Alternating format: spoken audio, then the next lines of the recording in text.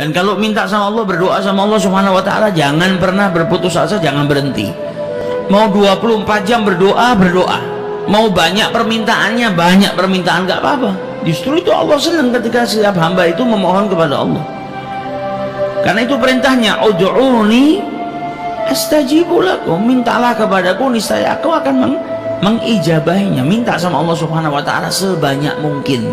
Datang bulan Dzulhijjah, ya Rabb, ini hamba-hambamu yang mendapatkan taufik daripadamu, ya Rabb, mereka semua engkau berikan kemudahan untuk menunaikan ibadah haji, maka aku mohon kepadamu, ya Rabb, di tahun yang akan datang. Jangan pikirkan tahun depan apa mungkin saya bisa haji. Bung katanya harus antri dulu, jangan pikirkan itunya. Jangan suudzon sama Allah, jangan putus asa. Kalau Allah punya mau, semuanya bisa. Ya Rabb, di tahun yang akan datang panggillah saya ke Baitullahil Haram untuk menunaikan ibadah haji. Minta terus, ketuk pintunya Allah Subhanahu wa taala. Hari Jumat perbanyak doa supaya doa kita bisa berbarengan dengan saat-saat di mana diijabahi doanya setiap hamba. Insya Allah kalau kita betul-betul mintanya sama Allah Subhanahu wa taala, diijabahi sama Allah Subhanahu wa taala. Caranya Allah yang atur. Allah yang mengatur caranya. Allah kalau sudah mau ijabahi doa dan permohonan hambanya ini, caranya luar biasa indahnya. Sering kita dengar kisahnya Imam Ahmad ibn Hanbal. Tiba-tiba bangun tidur, kepingin pergi ke sebuah desa tapi nggak tahu ingin apa ke sana. Ingin pergi ke tempat sebuah kota atau sebuah desa, tapi dia nggak tahu alasannya kepingin pergi itu untuk apa. Hanya hatinya saja ingin. Sampai akhirnya beliau berangkat pergi ke desa tersebut. Karena nggak ada tujuan sampai di desa tersebut, dia bingung mau apa. Akhirnya beliau sholat di masjid. Selesai panggil, sini kau orang asing. Iya. Nggak punya tempat tinggal, nggak ada. Kalau kau mau berkenan, kau bisa istirahat di tokoku ini. Tapi ya sederhana, nggak ada tempat tidur yang mewah. Dia bilang nggak apa-apa, alhamdulillah, asalkan saya dapat tempat tinggal. Kemudian Imam Ahmad ibn Hanbal melihat orang itu sedang mengadon rotinya, sedang bikin roti sambil beristighfar kepada Allah, membaca zikir kepada Allah Subhanahu wa taala. Kata Imam Ahmad ibn Hanbal, ajib, ini orang bikin roti sama baca-baca, sama berzikir. Ditanya sama Imam Ahmad bin Hanbal, sudah berapa lama kau berbuat seperti ini? Sudah lama, sejak lama. Saya selalu istiqomah. Apa yang kau dapatkan dari istiqomahmu ini, berzikir sambil bekerja ini? Kata orang tersebut, yang saya dapatkan, tidak ada satu doa pun yang saya panjatkan kepada Allah kecuali diijabahi.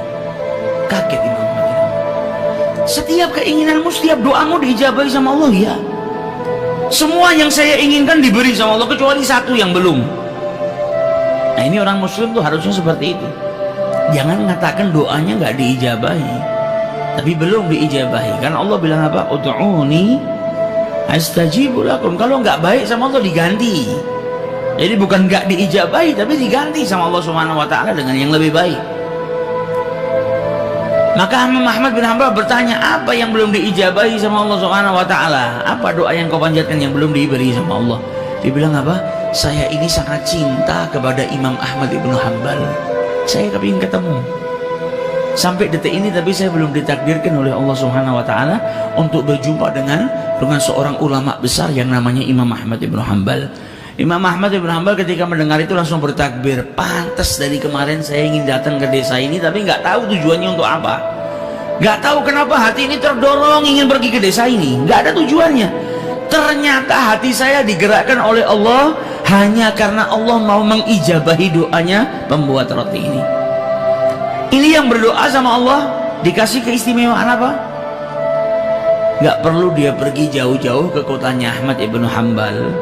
Nggak perlu dia bersusah payah untuk berjumpa dengan Imam Ahmad ibn Hanbal. Kalau sudah doa seseorang diijabahi sama Allah, Allah punya cara yang istimewa. Imam Ahmad ibn Hanbalnya dikirim ke tokonya, ketemu nggak pakai susah. Nah, ini doa kalau sudah kita panjatkan diijabahi sama Allah, istimewa. Bahkan beberapa tahun yang lalu ada kisah yang luar biasa, mirip seperti kisahnya Imam Ahmad ibn Hanbal, yaitu seorang dokter di negara Syria, di negara Syam, namanya Dr. Hisham. Dr. Hisham ini dokter yang ahli di bidang tulang atau saraf. Jadi dia paling istimewa di Jazirah Arab. Setiap orang datang dari luar negeri untuk berobat sama si Dr. Hisham ini. Sampai pada suatu saat Dr. Hisham ini mendapatkan undangan seminar tentang ilmu yang dia dalami. Naik pesawat baru terbang beberapa waktu, ada gangguan cuaca yang buruk mengharuskan pesawat itu turun di bandara terdekat. Maka akhirnya dengan terpaksa pesawat itu mendarat di bandara terdekat. Dia tanya sama yang jaga bandara, ini kapan kira-kira pesawat ini bisa diterbangkan lagi? Mungkin bisa makan waktu 9-10 jam, bisa sampai 12 jam karena cuaca buruk. Dan ini bukan bandara komersil yang di situ banyak pesawat mondar-mandir. Rumah yang sudah jelek, sudah rapuh. Dia berhenti, dia ketok pintu rumah tersebut. Yang buka nenek tua, wanita yang sudah lanjut usia. Ditanya sama Dr. Hisham, apakah kau punya telepon di sini? Saya ingin mengabari tempat saya yang saya tuju itu karena saya saat ini tidak bisa melanjutkan perjalanan. Kata nenek tadi, saya nggak punya telepon, saya ini orang miskin, nggak punya apa-apa. Saya hanya punya teh dan sedikit makanan. Kalau kau mau silakan masuk. Saya berikan teh dan sedikit makanan untuk menghangatkan dirimu.